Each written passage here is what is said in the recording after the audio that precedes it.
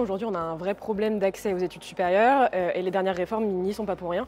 Dans les années 60 à peu près, on avait des politiques de démocratisation, de massification de l'enseignement supérieur qui, pour la FAGE, vont dans le bon sens, de permettre l'accès à l'enseignement supérieur, qui n'ont pas été vues de façon pluriannuelle, notamment dans les politiques de financement.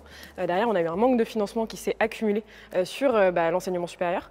En 2007, on a eu une loi responsabilité, liberté des universités, qui elle a eu un impact sur plus d'autonomie pour les universités, mais qui derrière a engendré une baisse de financement de plus en plus successive, et donc une baisse de financement par étudiant, notamment sur cette dernière décennie, qui engendre forcément des baisses de conditions d'études, baisse de taux d'encadrement, pas de rénovation des bâtis, donc un impact direct pour nous étudiants et étudiantes sur nos conditions d'études au quotidien.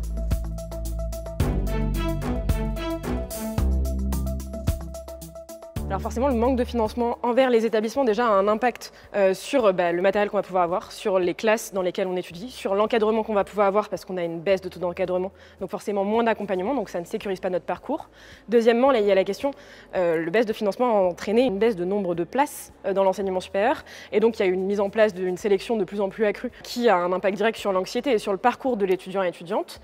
Et quand on traite parcours de l'étudiant, il y a aussi toute la question des politiques d'orientation qui aujourd'hui sont clairement insuffisantes. Il y a un manque complet de lisibilité pour les étudiants quand ils sont au lycée et même pour l'orientation au fur et à mesure du parcours. Donc il y a un vrai besoin en termes de politique d'orientation.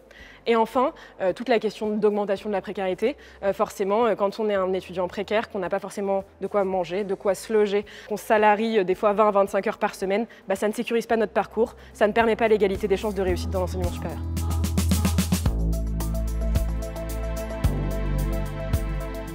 La première question, c'est déjà investir dans l'enseignement supérieur, mais pour ça, il faut savoir à quel objectif on répond. Il y a un besoin de reclarifier les objectifs. Forcément, si on n'est pas d'accord sur quel est l'objectif de l'enseignement supérieur, on ne sera pas d'accord sur quels moyens on va mettre en œuvre pour les atteindre.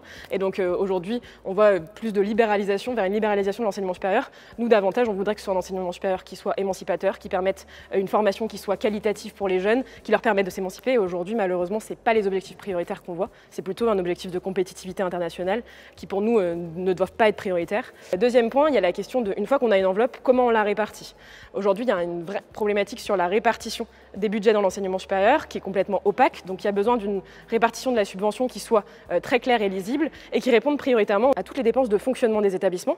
Donc c'est-à-dire en fonction du nombre d'étudiants, du nombre de filières, du nombre de sites, de la rénovation du bâti qui doit être prévue. Donc tout ça pour que les établissements puissent sécuriser en fait le fonctionnement de leur établissement et offrir une formation qui soit la plus qualitative possible. Et en parallèle, on a besoin de développer un financement aussi par dialogue entre le gouvernement, le ministère et les établissements pour pouvoir développer des politiques à la fois nationales et territoriales au sein des établissements d'enseignement supérieur, parce qu'aujourd'hui, ce n'est pas forcément le cas.